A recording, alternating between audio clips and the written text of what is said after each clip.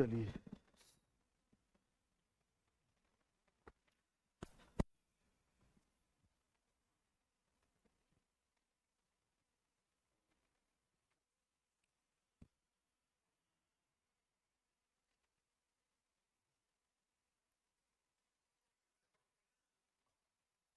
अंधेरा देख रहा हूँ।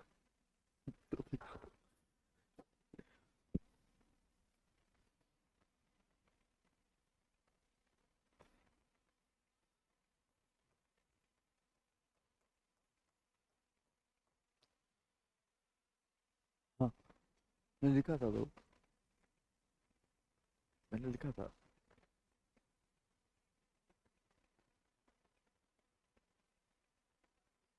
हाँ ठीक है।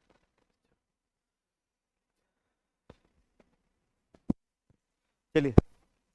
गुड मॉर्निंग जितने भी हैं। ठीक है। मेरे लिए तो नाइट का लास्ट पोर्शन चल रहा है अभी तक। ठीक है, मेरा नींद नहीं टूटा। अभी नींद तैर ही रहा है मेरे आंखों में। अच्छा, आज आपका फिजिक्स वाला जो पोर्शन है वो स्टार्ट होगा। ठीक है। तो फिजिक्स का जो सबसे पहला जो चैप्टर होता है, बहुत ही इजी चैप्टर है। That is known as unit and measurement.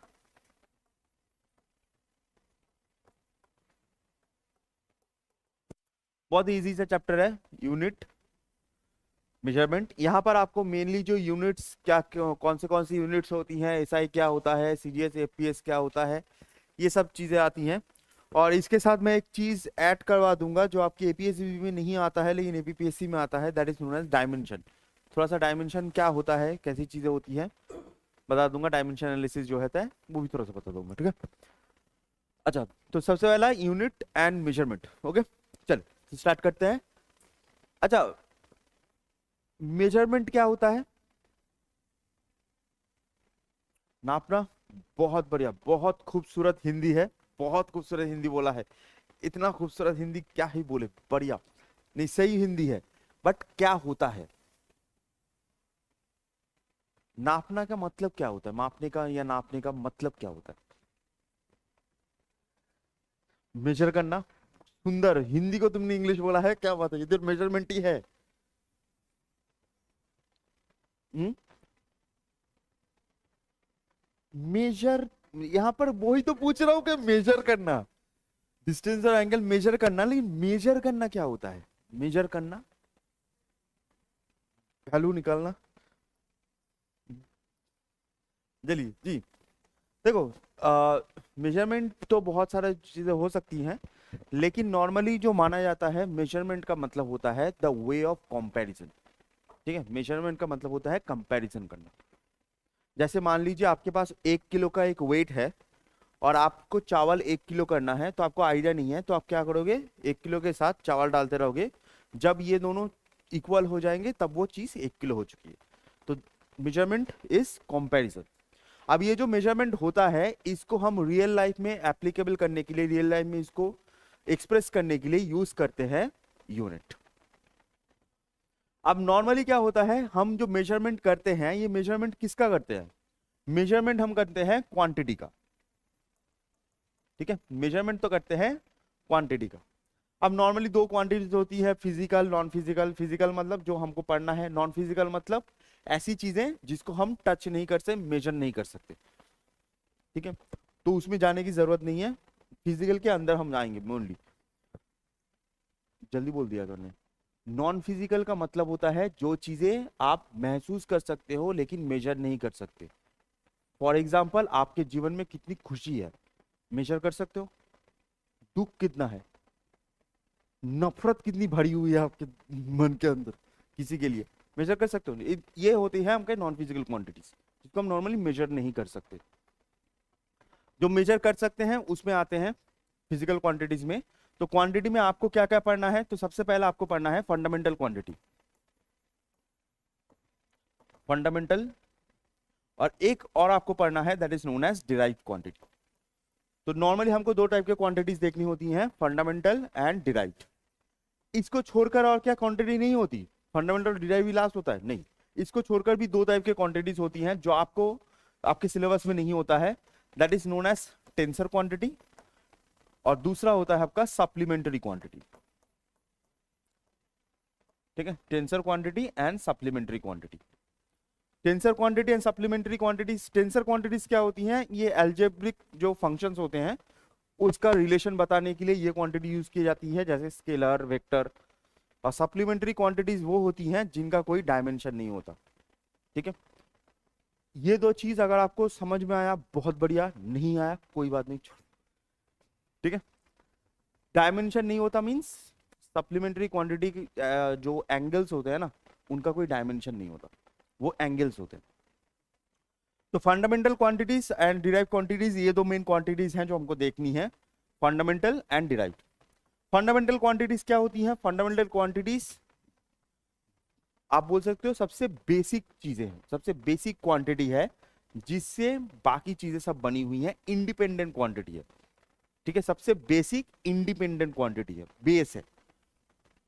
मैं इधर लिख देता हूं जिससे आपको समझ में आए, सबसे बेसिक है एंड इंडिपेंडेंट है। बेसिक एंड इंडिपेंडेंट जो क्वांटिटी होती है वो होती है आपकी फंडामेंटल क्वांटिटी। फॉर एग्जांपल तीन क्वांटिटीज होती हैं, यहां पर तीन क्वांटिटीज होती हैं, याद रखिएगा। एक होता है आपका मास, मास, एक होता है लेंथ, सॉरी, एक होता है लेंथ, और तीसरा होता है टाइम। ये तीनों जो चीज होती हैं, ये तीनों जो चीज होती हैं, इनको हम बोलते हैं फंडामेंटल क्वांटिटीज। जितने भी क्वांटिटीज बनी हैं, जितने भी क्वांटिटीज बनी हैं, इन तीन क्वांटिटीज के ऊपर बेस करके ही बनती हैं। ये तीनों सबसे बेसिक क्वांटिटीज होती हैं और इन तीनों से ही पूरा का पूरा फिजिक्स चलता है, मास, लेंथ एंड टाइम। ठीक है, अब आती हैं डिराइव क्वांटिटीज। डिराइव क्वांटिटीज क्या होती हैं? डिराइव क्वांटिटीज का मतलब, डिराइव का मतलब समझ ही पा रहे हो, डिराइव का मतलब होता है निकाला जाता है। तो डिराइव क्वांटिटीज का मतलब होता है ऐसे क्वांटिटीज होती हैं जो डिपेंडेंट होती हैं। ठीक है, डिपेंडेंट, हाँ डिपेंडेंट, जो डिपेंडेंट होती है। डिपेंडेंट किसके ऊपर? फंडामेंटल क्वांटिटीज के ऊपर। फॉर एग्जांपल, एक एग्जांपल देते हैं, जैसे मान लीजिए एरिया, जो आपने सबने पढ़ा हुआ है एरिया। अब ये जो एरिया है, एरिया क्या होता है? लेंथ इनटू ब्रेथ, है ना, लेंथ इनटू ब्रेथ। अब हिसाब से देखा जाए तो ये ब्रेथ भी तो असली में एक लेंथ ही है, ब्रेथ भी तो लेंथ ही है ना। तो अगर मान लो कि मैं इस ब्रेथ को छुपा लूं तो क्या ये एरिया बनेगा? नहीं बनेगा। इसको छुपा लूं तो ये भी एरिया नहीं बनेगा। तो दोनों लेंथ एक साथ आएगा तभी ये एरिया बनेगा। तो सिंपल सी बात है कि जब सिंगल यूज होगा तब ये फंडामेंटल क्वांटिटी होगा, जब इसी क्वांटिटी के साथ दूसरे क्वांटिटी डिपेंडेंट होके बनेंगे तब वो बनेगा डिराइव क्वांटिटी। तो डिराइव क्वांटिटी उसी क्वांटिटी से जुड़ के बनता है, सिंपल सा भाषा में जुड़ के बनता है। सिंगल सिंगल इंडिपेंडेंट रहेगा तो ये जुड़ के बनेगा तो वो।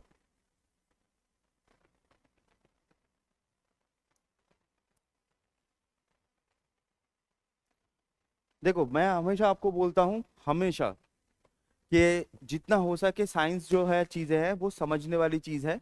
जितना हो सके मैं आपको समझाने की कोशिश करूंगा, दिमाग में उतारने की कोशिश करूंगा। अगर नहीं समझ में आ रहा है या फिर बहुत ज्यादा टफ लग रहा है या फिर बहुत ज्यादा बोरिंग टाइप का लग रहा है, कोई बात नहीं, रट के जाओ। ठीक है, रट के जाओ। तुमको ये अगर ये समझ में आ रहा है कि ये इंडिपेंडेंट क्वांटिटीज हैं तीन, इससे बेस करके ही सारा कुछ बनता है, तो वेरी गुड। नहीं आ रहा है कोई बात नहीं, ये तीनों रट के जाओ। मास, लेंथ, टाइम। ठीक है, मास, लेंथ, टाइम, क्योंकि ये जो मास, लेंथ, टाइम है ना, एम, एल एंड टी, ये डायमेंशन में भी यूज होता है हमारा। ठीक है, डायमेंशन में यही चीज यूज होती है, एमएलटी ही यूज होती है, ये तीनों ही यूज होते हैं। चलो, अच्छा, तो ये फर्स्ट क्वांटिटी का केस हुआ। नेक्स्ट बहुत ही इजी चीज है, ज्यादा टफ नहीं है। अब आते हैं सिस्टम्स पे, कि मेजरमेंट का सिस्टम क्या क्या होता है। नॉर्मली मेजरमेंट में नॉर्मली हम जो यूज करते हैं वो तो कहते हैं एसआई। उससे पहले भी तीन सिस्टम्स होते हैं। एक होता है आपका सीजीएस सिस्टम, सीजीएस, एक होता है आपका एमकेएस, और एक होता है आपका एफपीएस। ऐसे तीन सिस्टम हुआ करते हैं। सीजीएस, एमकेएस एंड एफपीएस, ऐसे 3 सिस्टम होते थे। आपने लोगों ने कभी पढ़ा है सीजीएस, एमकेएस, एफपीएस? पढ़ा है, सुना है? स्कूल में तो कभी पढ़ा होगा, भूल गए हो? तुम लोग कैसे भूल सकते हो, तुम लोग साइंस से हो ना।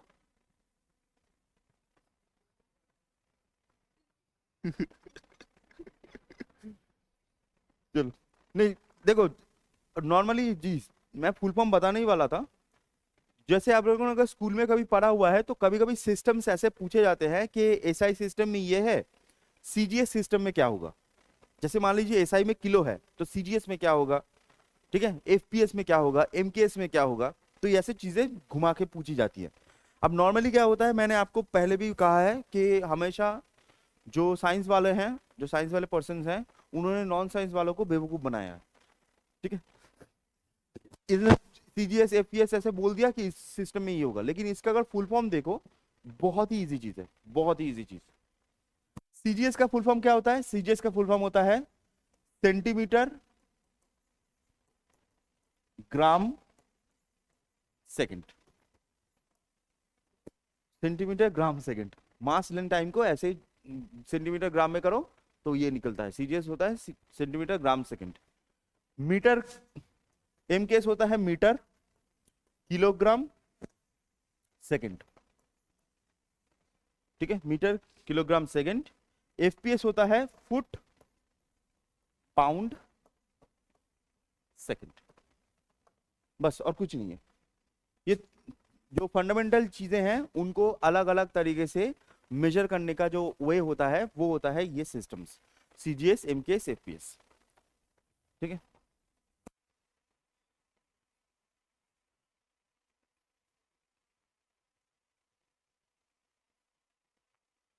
कल तो संडे था, कल आप लोगों का कुछ अच्छा खाना वाना बना?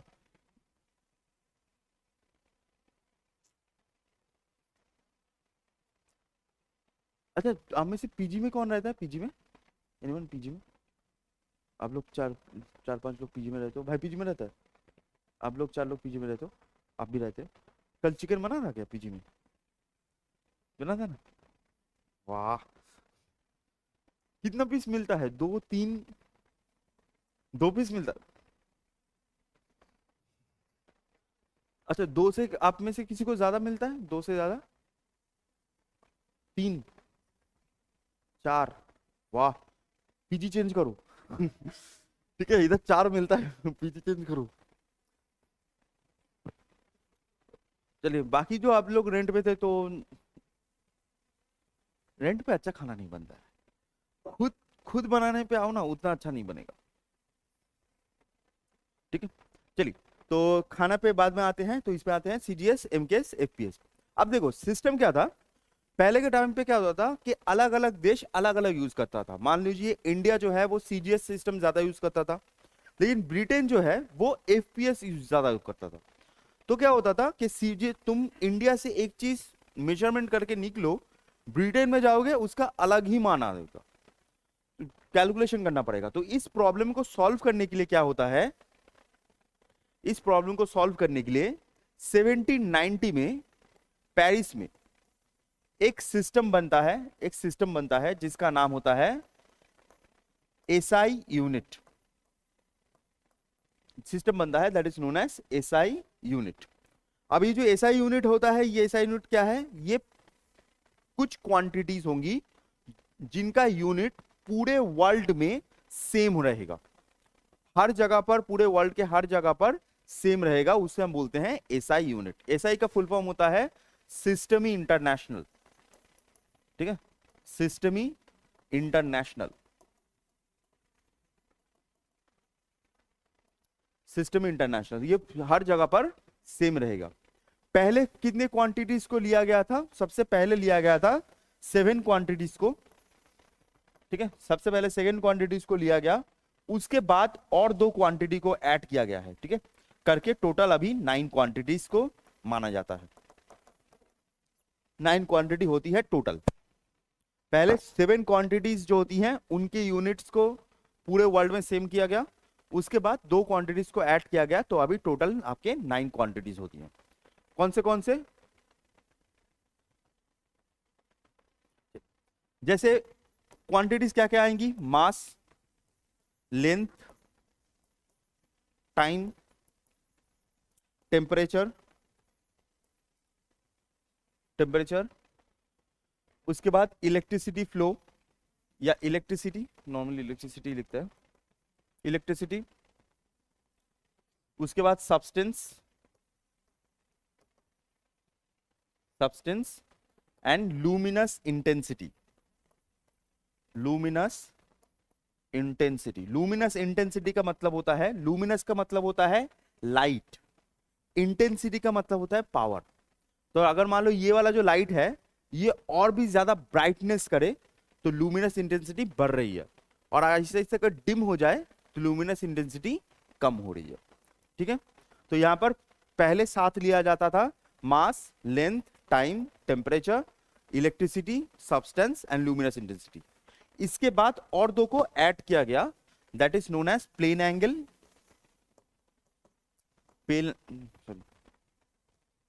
प्लेन एंगल, और दूसरा होता है आपका 3D एंगल। ठीक है, plane angle and 3D angle. अब इनका थोड़ा सा बता देते हैं कि क्या होता है। जैसे मास को रखा गया, मास को रखा जाएगा केजी, तो पूरे वर्ल्ड में मास केजी में ही होगा। लेंथ जो होगी वो होगी मीटर में, टाइम जो होगी वो पूरे वर्ल्ड में होगी सेकंड, टेम्परेचर जो होगी पूरे वर्ल्ड में होगी केल्विन, केल्विन, इलेक्ट्रिसिटी पूरे वर्ल्ड में होती है एम्पेयर,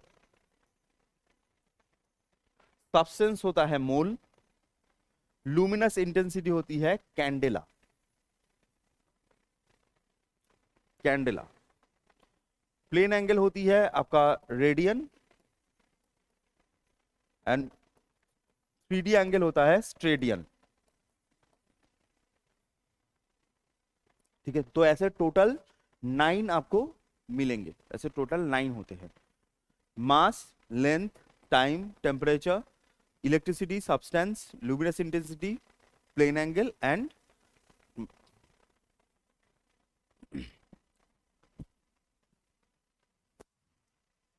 अच्छा, आपको कभी किसी ने लाइफ में कहा है कि बहुत चमक रहे हो?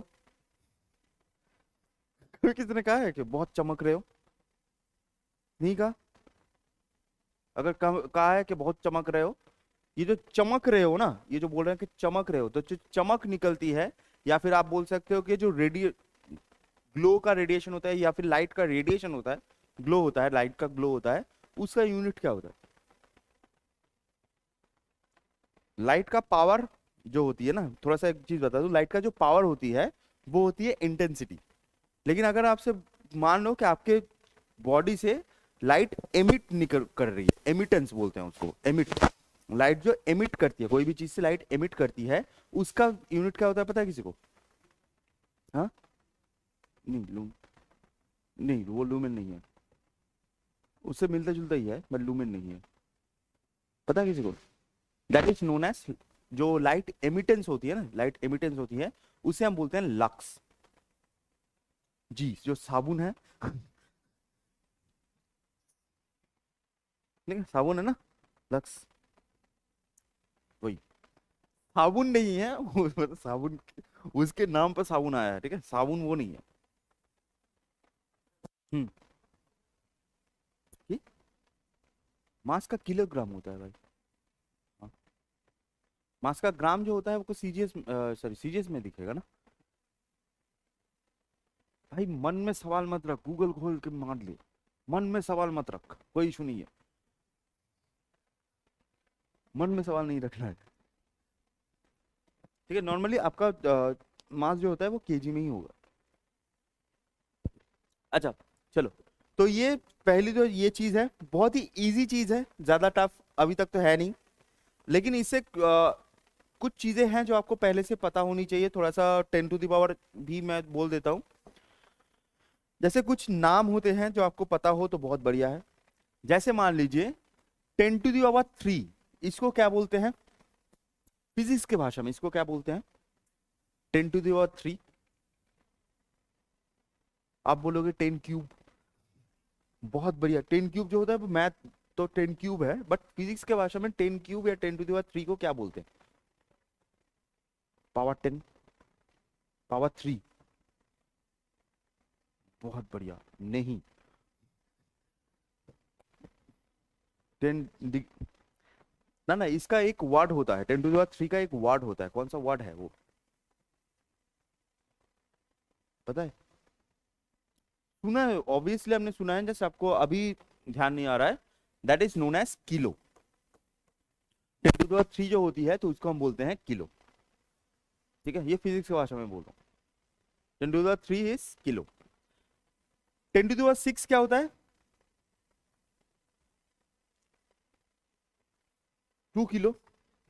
वाह, आहिस्ता आहिस्ता आते आते 6 किलो आ जाएगा तुम्हारा यहाँ पर जगह ही है। 6 किलो। वाह, 2 किलो। वाह वाह। नहीं, एकदम ही नहीं है, 2 किलो तो नहीं है।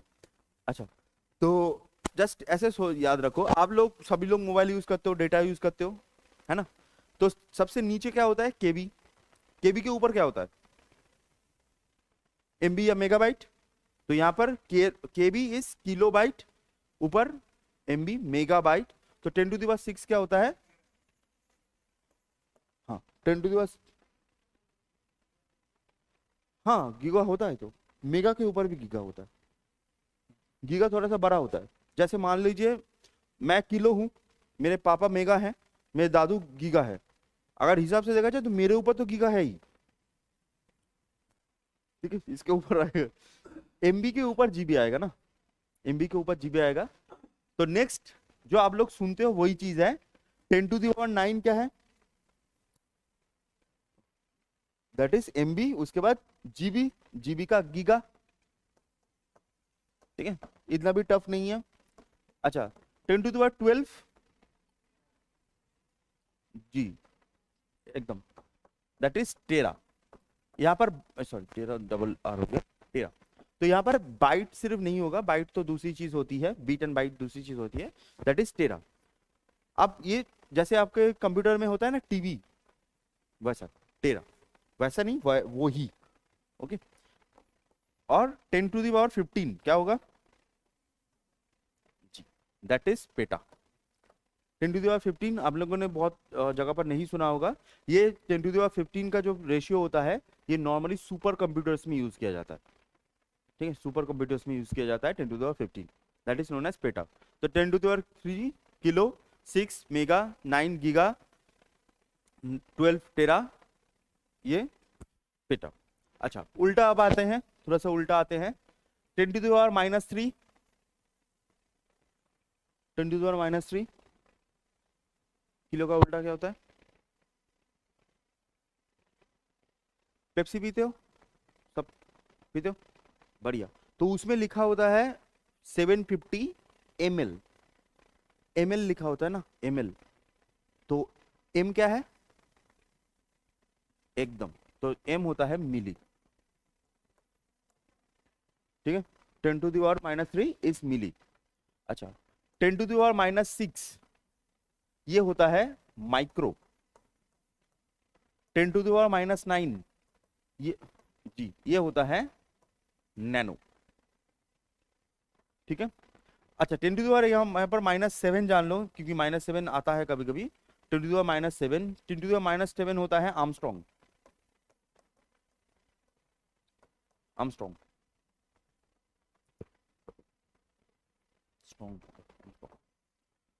और 10⁻−12,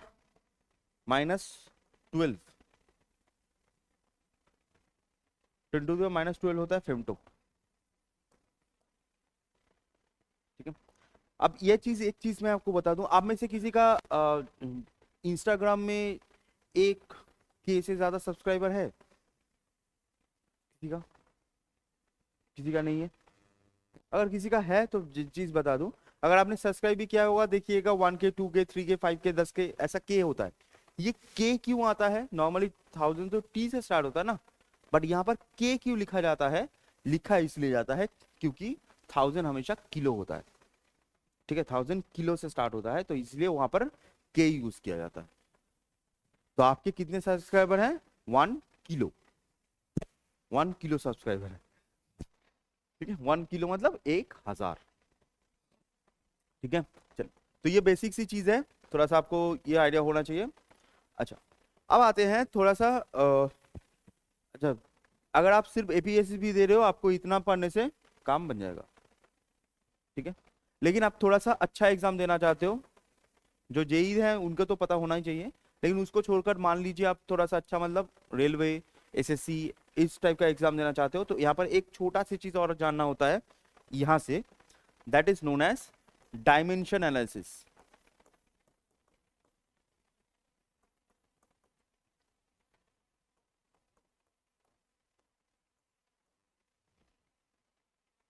ठीक है, डायमेंशन एनालिसिस सुनने में जितना भारी लग रहा है नहीं, ठीक है, चीज है नहीं, बहुत इजी है, इजी बहुत है। देखो क्या होता है ना कि कोई भी यूनिट हो, कोई भी यूनिट हो, उसको हमेशा क्या होता है, डायमेंशन किसको बोलते हैं, आराम से एकदम आसान भाषा में समझते हैं। कोई भी यूनिट होती है तो उसको आप मास, लेंथ एंड टाइम के फॉर्मेट में आप उसको प्रेजेंट कर सकते हैं, ठीक है। कोई भी यूनिट हो उसको हम क्या कर सकते हैं, मास, लेंथ एंड टाइम, ये जो फॉर्मेट है इस फॉर्मेट में हम प्रेजेंट कर सकते हैं, ठीक है।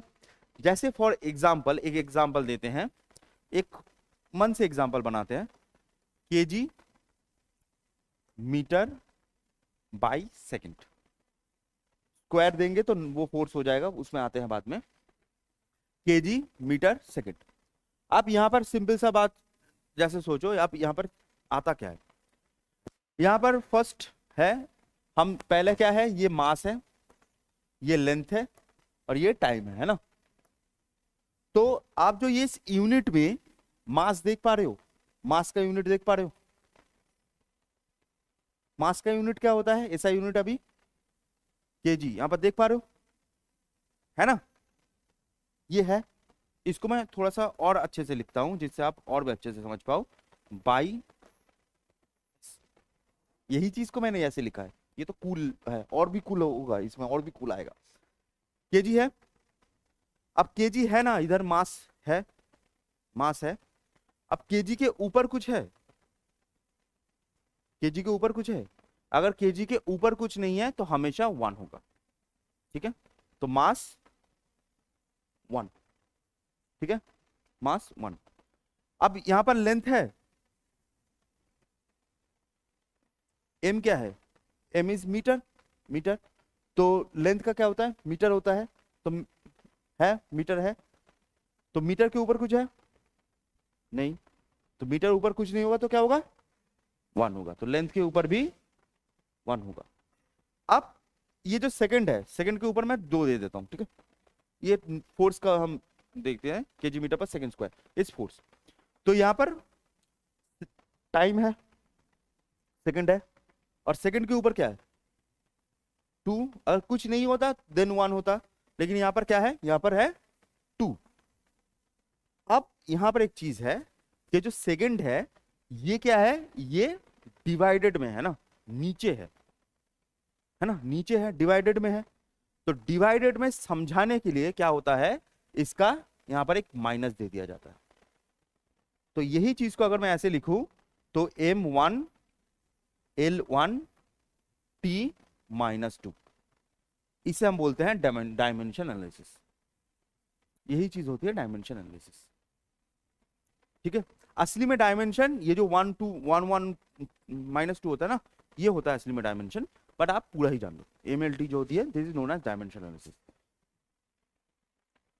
अब यहां पर छोटा सा सवाल, जैसे मान लो एक छोटा सा, ये केजी है, केजी है बाई मीटर है, ठीक है, kg by metre square, kg by metre square, ठीक है, एक दे दिया मैंने kg by metre square, okay.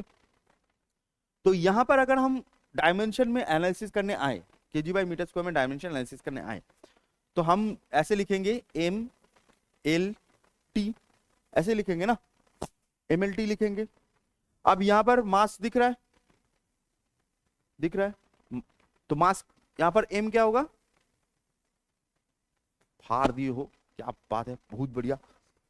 अच्छा, लेंथ है, लेंथ है, तो लेंथ के ऊपर क्या होगा? आग लगा दिया है तुम लोगों ने। अब यहाँ पर टाइम दिख रहा है क्या? सेकंड दिख रहा है? सेकंड नहीं दिख रहा है, लेकिन यहाँ पर हमको चिपकाना तो है।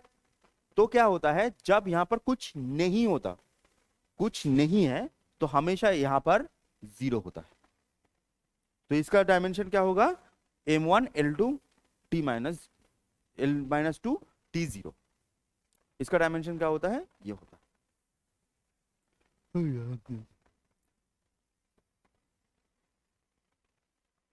बुझी पाला?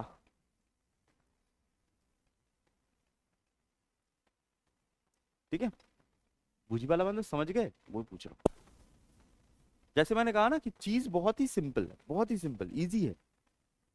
ठीक है, इसके बाद आपको और जाने की जरूरत नहीं है। इसके बाद एरर एनालिसिस होता है कि कैसे एरर होता है, वो सब जानने की अभी जरूरत नहीं है।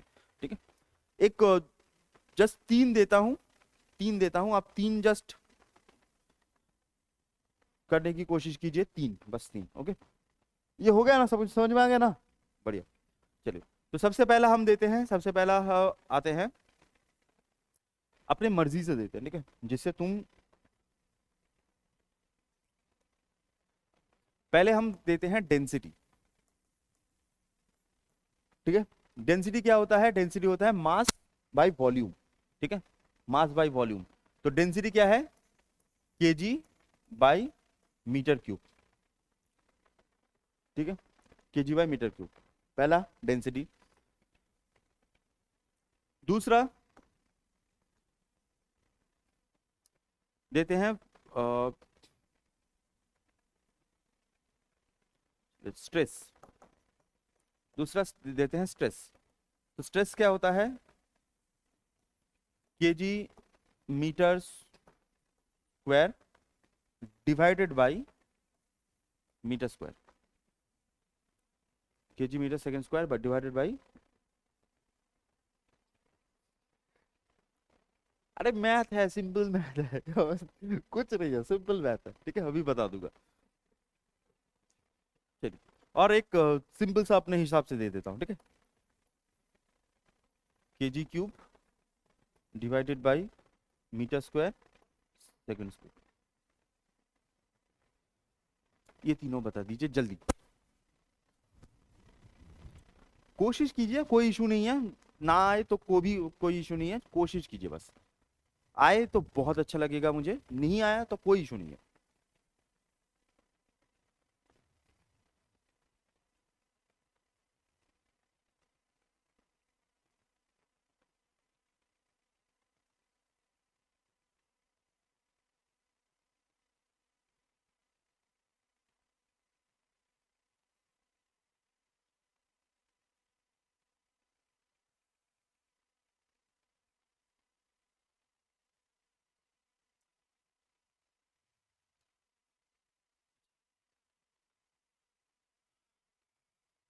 अभी तक आप लोगों के पास वो हिस्ट्री का पेपर नहीं गया है ना?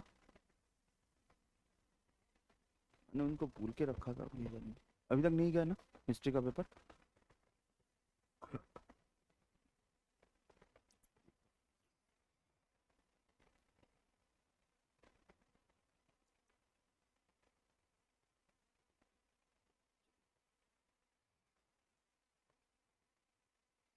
ओके, चलिए, तो ज़्यादा टाइम वेस्ट नहीं करते, हम इस पे आते हैं।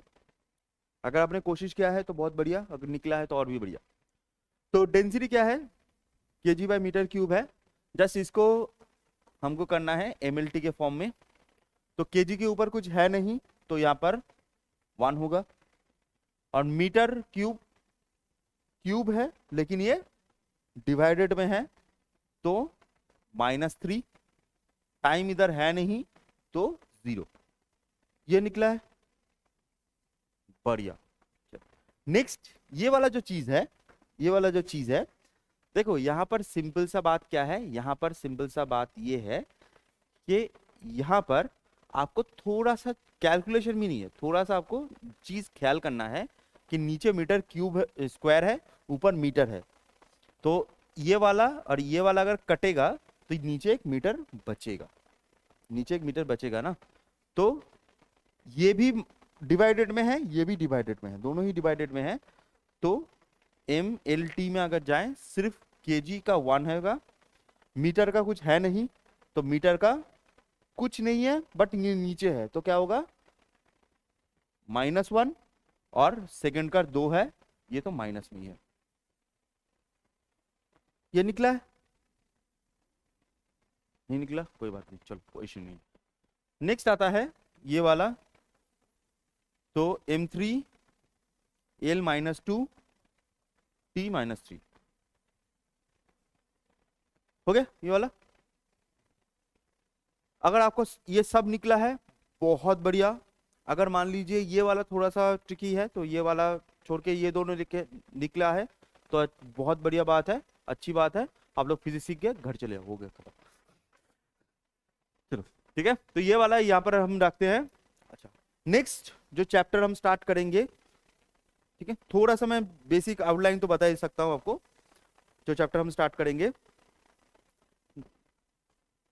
नेक्स्ट जो चैप्टर स्टार्ट करेंगे that is known as gravitation.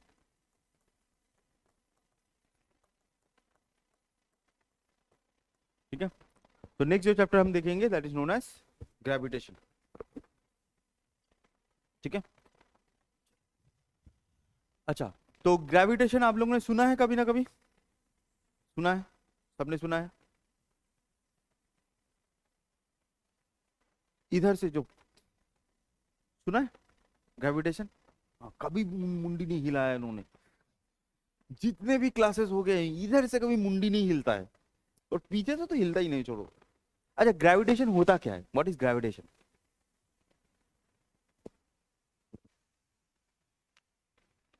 Gravitation क्या होता है? अट्रैक्शन किसके किसके बीच में, किसी भी मास, अच्छे से बोलो है कि क्या होता है। देखो तुम, रिपल्शन फोर्स होता है, रिपल्शन फोर्स कैसे ग्रेविटेशन होगा? रिपल्शन फोर्स तो नहीं होगा, नहीं रिपल्शन नहीं होगा, रिपल्शन तो दूसरी जगह पर होता है। देखो सिंपल सा बात है, आपका जो डेफिनेशन बोलते हो ना, आप सही बोले हो, लेकिन आपका डेफिनेशन कैसा है पता है? कि आपने बहुत बहुत सुंदर चिकन बनाया है और वो चिकन लाके हम खाने बैठे हैं, आपने ऐसे टेबल पे फेंक दिया, थाला पे नहीं रखा, ऐसे टेबल पे फेंक दिया, खाओ, तो बस ये तो सिंपल सा केस है कि ग्रेविटेशन क्या होता है, जैसे आप लोग जानते हो जो अर्थ खींचती है, सही सही है, ठीक है, लेकिन टेक्निकल चीजों पे आते हैं। ग्रेविटेशन क्या होता है? ग्रेविटेशन होता है अगर दो बॉडी है जिसके पास खुद का मास है, दो बॉडीज हैं जिनके पास खुद का मास है, ओके। अब मास का अभी आप सिंपल वेट करके समझने के लिए यूज कीजिए, मास और वेट अलग होता है, बट थोड़ा सा वेट करके समझो, हो जाएगा। जिनके पास खुद का मास होता है तो इनके बीच में क्या होता है, इनके बीच में एक अट्रैक्शन फोर्स यूज होता है, ठीक है, एक अट्रैक्शन फोर्स होता है, ये दिल का नहीं है, ये फिजिक्स का है, ठीक है। तो एक अट्रैक्शन फोर्स होता है, ये जो अट्रैक्शन फोर्स होता है this is known as gravitation. आसान भाषा में मेरे और आपके बीच, क्योंकि मेरे पास मास है आपके पास मास है, हम दोनों के बीच अट्रैक्शन फोर्स है। आपके और टेबल के बीच, क्योंकि आपके पास है टेबल के पास है, दोनों के बीच अट्रैक्शन फोर्स है। आपके पेन के बीच है, मेरे इस पेन के बीच है। तो यहां पर जितने भी चीजें हैं जिनके पास मास है उनके बीच एक अट्रैक्शन फोर्स होता है, that is known as gravitation. अब यही चीज को ये जो अट्रैक्शन फोर्स होता है, यही चीज को अगर हम अर्थ के बेसिस पे देखें, ये जो अट्रैक्शन फोर्स है इसको हम अर्थ के बेसिस पे देखें तो इसको एक अलग नाम दिया जाता है, that is known as gravity, ठीक है। तो ग्रेविटी एंड ग्रेविटेशन असली में सेम ही चीज होती है, लेकिन ग्रेविटी हमेशा अर्थ के बेसिस पे होती है, हमारे बेसिस पे नहीं होती। हमारे बेसिस पे क्या होता है? हमारे बेसिस पे होता है ग्रेविटेशन, ठीक है। अब यहां पर एक छोटा सा सवाल है ये ग्रेविटेशन जो है न्यूटन ने बहुत बढ़िया बढ़िया बात किया है, ठीक है, न्यूटन जी ने क्या फाड़ फाड़ बात किया है, बहुत सुंदर सुंदर बात किया है। लेकिन एक चीज कॉन्सेप्ट थोड़ा सा मैं अब आऊंगा उसमें भी, कि मान लो कि जो न्यूटन जी ने कहा है कि हर एक बॉडी में अट्रैक्शन फोर्स होता है ना। तो सिंपल सा भाषा में अगर मान लीजिए मेरा वजन, मानना क्या है, मेरा वजन 75 है, किसी का यहाँ पर वजन 40 है, तो उसको तो उड़ के मेरे कंधे पे आके बैठना चाहिए था, क्योंकि अट्रैक्शन फोर्स है ना। या फिर मान लो ये पेन है, ये हल्का है, ये तो मेरे नाक पे ऐसे लग जाना चाहिए था। बट ऐसा होता क्यों नहीं, इसमें भी हम आएंगे कि ऐसा होता क्यों नहीं है, कि हम ऐसे चिपकते क्यों नहीं है। हम अगर सब में अट्रैक्शन फोर्स सब सब कुछ कर रहा है, तो हम सबको तो ऐसे चिपक जाना चाहिए था, टेबल चेयर बोतल सब, ठीक है। तब आपको किसी के ऊपर गुस्सा है तो वो बोतल फेंक के मारने की भी जरूरत नहीं है, फिजिक्स अप्लाई करो, फेंक दो, बोतल सट करके चला जाएगा। तो यहाँ पर क्या होता है, यहाँ पर क्यों नहीं होता है, उसमें आते हैं। ये जो ग्रेविटेशन होती है, तो यहाँ पर ग्रेविटेशन आने से पहले आपको एक लॉ जानना पड़ता है, that is known as Newton's law, Newton's law of gravitation, Newton's law of gravitation, ये आपको लॉ जानना पड़ता है, ठीक है। अभी जो न्यूटन्स लॉ ऑफ ग्रेविटेशन होता है, न्यूटन्स लॉ ऑफ ग्रेविटेशन होता है, ये आप गूगल से भी डाउनलोड कर सकते हो, ठीक है, कोई इशू नहीं है, कहीं से भी पढ़ सकते हो, उसमें कोई इशू नहीं है। लेकिन मैं आपको लिखवाऊंगा जिससे मुझे अच्छा लगे, तुम लोगों को अच्छा ना लगे कोई बात नहीं, मुझे अच्छा लगे, ठीक है। तो आपको पता होगा कि न्यूटन जो है, न्यूटन के सिर के ऊपर एप्पल गिरा था, उसके बाद उनको, ठीक है, आज, ठीक है, बहुत आइडिया आया था, वो उन्होंने सोचा क्यों गिरा। न्यूटन ने बहुत बढ़िया बढ़िया डिस्कवरी किया है। एप्पल की जगह पत्थर गिरता तो ग्रेविटेशन तो होता, लेकिन बात ही खत्म हो जाती। चलो, ठीक है, तो न्यूटन्स लॉ ऑफ मोशन लिख लीजिए, Newton's law of motion, Newton's law of motion, ठीक है, ऑनलाइन में भी सुन लीजिए, सुनते लिखिए। The attraction force between, the attraction force between, the attraction force between two bodies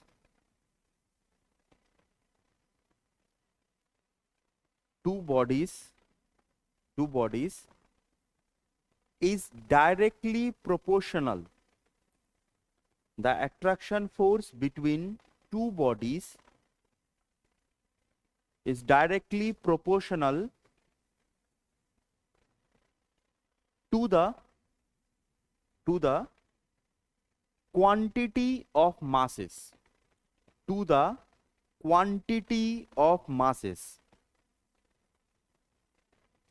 to the quantity of masses, and and and indirectly proportional, indirectly proportional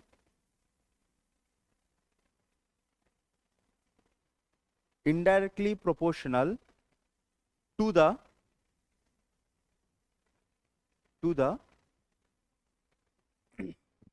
square of, to the square of distance between them, and indirectly proportional to the square of distance between them, square of distance between them,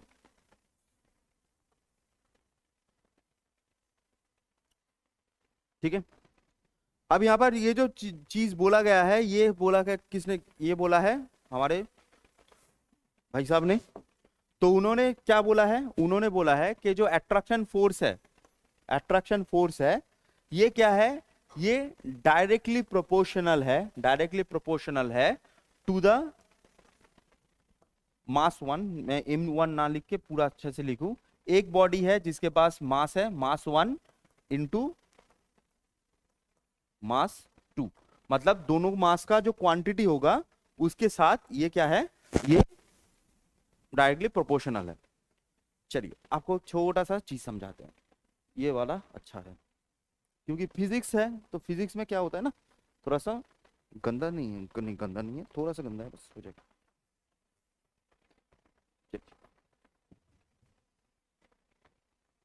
रुको, ठीक है। अच्छा, मुझे कोई volunteer चाहिए, एक लड़का उठ के आ जाओ, आ जाओ भाई, आ जाओ, आ जाओ, आ जाओ, मुझे एक चाहिए वॉलंटियर, पकड़ो इसे। अब आपको भाई खींचना है, अरे रुको मैं उड़ के चले जाऊंगा, मतलब जोर से ही खींचना है, थोड़ा सा इधर आइए, इधर आइए, थोड़ा सा इधर आइए, कैमरा के सामने खींचो, खींचो। अब सिंपल सा बात है, अरे जोर बहुत जोर से लग रहा है, ठीक है, तो आप ख्याल करो, खींचो खींचो, इधर एक फोर्स लग रहा है ना, मैं उड़ के चला जा रहा हूँ, इधर एक फोर्स लग रहा है, थोड़ा सा ऊपर करो, थोड़ा सा ऊपर करो, हाँ, इधर एक फोर्स लग रहा है ना, बहुत बढ़िया, थैंक यू भाई, क्या जोश है भाई। अच्छा, कोई एक फीमेल आ जाइए अब, अजय अजय, रमा जी आइए, आइए, कोई बात नहीं, आइए। अब सोच रहे हो, क्योंकि फिजिक्स में होता है, देखना होता है, पकड़िए, सेम चीज करना है आपको, खींचिए, हाँ, अय्या। तो इसके ऊपर फिर से फोर्स लग रहा है ना, thank you so much ma'am, अब बैठ जाइए। मैं ये क्यों कर रहा हूँ, ये पागल जैसी हरकत है। अब यहां पर सिंपल सा बात क्या है कि चीज सेम है, मैं सेम हूं। अब पहले केस में भी खींचा गया टॉवल को, सेकंड केस में भी टॉवल को खींचा गया। अब आपको क्या लगा कि मैंने जहां पर दिखाया कि फोर्स लग रहा है, कौन से केस में फोर्स ज्यादा लग रहा था, फर्स्ट केस में या सेकंड केस में? फर्स्ट केस में, फर्स्ट केस में, है ना, क्यों? क्योंकि वो लड़का है इसीलिए? नहीं, ये क्यों है जी, एकदम सही है, दैट इज, ये इसलिए है क्योंकि उनका वजन ज्यादा है, सिंपल सा भाषा में। अब वजन को यहां पर उल्टा करेंगे हम, ये इनका मास ज्यादा है। लड़का लड़की का केस नहीं है इधर, इधर केस क्या है कि मास ज्यादा है। अब मेरा मास तो सेम है ना, मेरा मास तो सेम है, तो अगर मैंने यहां पर मास को बढ़ाया, जो फर्स्ट केस में हुआ, मास को बढ़ाया, तब क्या होगा, फोर्स बढ़ेगा। और सेकंड केस में क्या हुआ, सेम चीज, अगर मैंने मास को घटाया तो फोर्स क्या होगा, घटेगा। तो सिंपल सा केस है कि जो फोर्स है ये डिपेंड किस पे करता है, फोर्स डिपेंड करता है हमारे मासेस पे। अगर ज्यादा भारी पर्सन आया तो फोर्स बढ़ेगा, हल्का पर्सन आया फोर्स घटेगा। यही चीज सिंपल भाषा में न्यूटन तो कह रहा है, यही चीज न्यूटन कह रहा है कि जो फोर्स है, फोर्स है वो डायरेक्टली प्रोपोर्शनल होता है m1 m2। ये चीज हमको स्कूल में बताया जाता है, जो चीज आपने अभी देखा यही चीज न्यूटन बोल रहा है, बस और कुछ नहीं, बस इतना ही बोल रहा है। हाँ, एनर्जी तो ट्रैवल होता रहेगा, एनर्जी में इसमें अभी एनर्जी पे नहीं आते, छोड़ो, जस्ट इसमें आते, एनर्जी तो चेंज होता रहेगा ना इसमें। तो फर्स्ट चीज तो ये है। दूसरी चीज न्यूटन क्या बोल रहा है, दूसरी चीज न्यूटन बोल रहा है कि जो फोर्स है वो इनडायरेक्टली प्रोपोर्शनल है to the square of distance between them. Square of distance मतलब यहां पर r जो है ये डिस्टेंस है, यहां पर r डिस्टेंस है।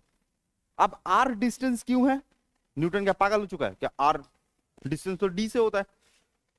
देखो ये, हाँ, सिंपल सी बात यह है कि हमारा जो अर्थ है ना वो गोल है। अब गोल जगह पर आप कोई भी डिस्टेंस अगर मापना चाहते हो तो हमेशा आपको क्या चाहिए होगा, रेडियस चाहिए होगा, तो इसीलिए वहां पर r यूज किया गया। आसान भाषा में, मैं इसको पॉकेट में रखता हूं, आसान भाषा में क्या है, ठीक है, अगर मैं इस टेबल के पास हूं, फोर्स डिस्टेंस के स्क्वायर के ऑपोजिट है। इसका मतलब क्या है, जितना पास रहोगे फोर्स ज्यादा रहेगा, डिस्टेंस जितना बढ़ेगा फोर्स कम होगा, डिस्टेंस जितना कम होगा फोर्स बढ़ेगा। एकदम आसान भाषा में, जो आप लोग भी करते हो, जो हम लोग भी देखते हैं। मैं अगर इस टेबल के पास हूं तो मैं बहुत जोर से आवाज करने वाला हूं, ठीक है, आवाज होगा तो मैं बहुत जोर से फोर्स दे सकता हूं, लेकिन जितना मैं अपना डिस्टेंस बढ़ाऊंगा, जितना डिस्टेंस बढ़ाऊंगा, मैं चाह के भी उतना फोर्स अप्लाई नहीं कर सकता। मैं पहुंच तो रहा हूं लेकिन उतना फोर्स अप्लाई नहीं कर पाऊंगा, है ना। लेकिन यहां पर आ गया जो आपके साथ सिंपल होता है वही चीज यहां पर बोब न्यूटन बोल रहा है, एकदम आसान भाषा में। अब क्या होता है, इन दोनों को अगर मैं ऐड करूं, इन दोनों को ऐड करूं तो आपको दिखेगा कुछ ऐसा, फोर्स ये m1 into M two by R square, ठीक है, m1 into M two by R square, ये आता है सिंपल भाषा में।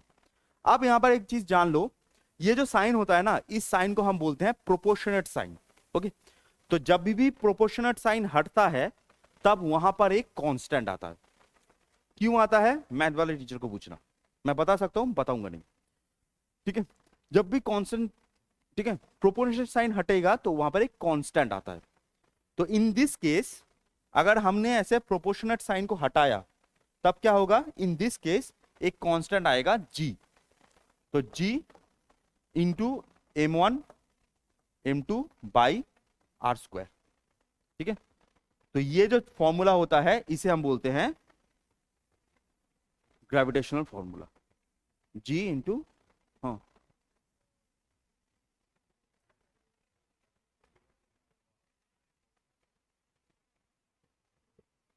मत, हम्म हम्म हाँ हो सकता है, होगा, क्यों। ओ नहीं नहीं नहीं, यहाँ पर ये बोला जा रहा है लीवर को, जैसे मान लीजिए आप जो बोल्ट खोलने के लिए जो फोर्स लगा रहे हो ना, बोल्ट खोलने के लिए जो फोर्स लगा रहे हो, आप अपने हाथ, आप सोच रहे हो कि हाथ यूज कर रहे हो, this is lever, but force लग कहाँ रहा है, आप शायद ख्याल नहीं कर रहे हो, फोर्स लग कहाँ रहा है, फोर्स लग रहा है टिप पे, बोल्ट है ना, तो बोल्ट के साथ टिप पे फोर्स लग रहा है तभी वो बोल्ट घूम रहा है। आप इसको इतना बड़ा कर सकते हो, उसमें कोई इशू नहीं है, वो आपका लीवर की तरह काम करेगा।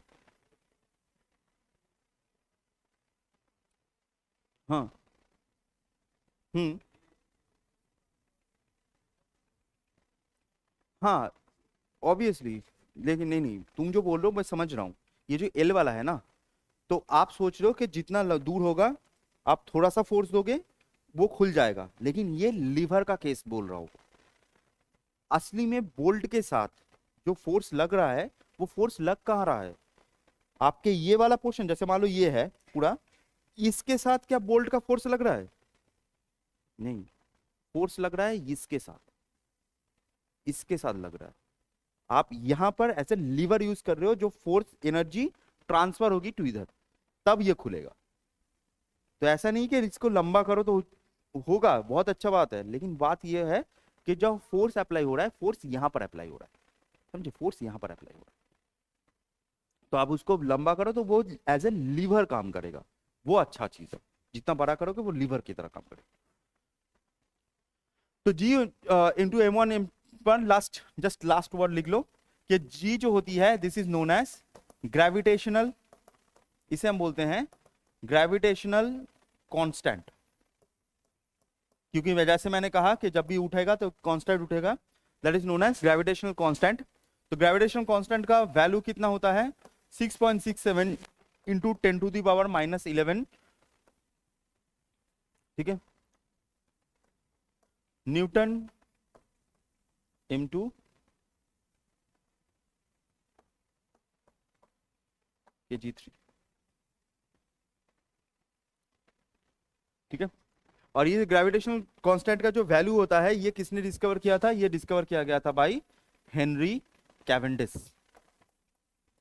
हेनरी कैवेंडिश, ठीक है। कल इसके बारे में हम देखेंगे, एक सेकंड जस्ट ये ग्रेविटेशन कांस्टेंट का मतलब क्या होता है, ग्रेविटेशन कांस्टेंट का सिंपल सा मतलब होता है कि अगर हम मास को एकदम लो भी कर दे, एकदम नीचे जीरो भी कर दे, जीरो नहीं, जीरो करने से खत्म हो जाएगा, एकदम लो भी कर दे तो भी उनके बीच इतना ग्रेविटेशनल फोर्स या अट्रैक्शन फोर्स रहेगा ही रहेगा, this is known as gravitational constant. कि अगर एकदम मास को नीचे कर दे, जैसे पहले हमने बोला था ना कि दो बॉडीज के बीच अट्रैक्शन फोर्स होगा, तो अगर हम मास को एकदम कम कर दें तो भी उनके बीच इतना ग्रेविटेशनल फोर्स होगा ही होगा, ठीक है। तो this is known as gravitational constant. कल हम इसके ही आगे देखेंगे कि ग्रेविटेशनल एक्सेलरेशन क्या होता है, ये जो चीजें हैं उनके ऊपर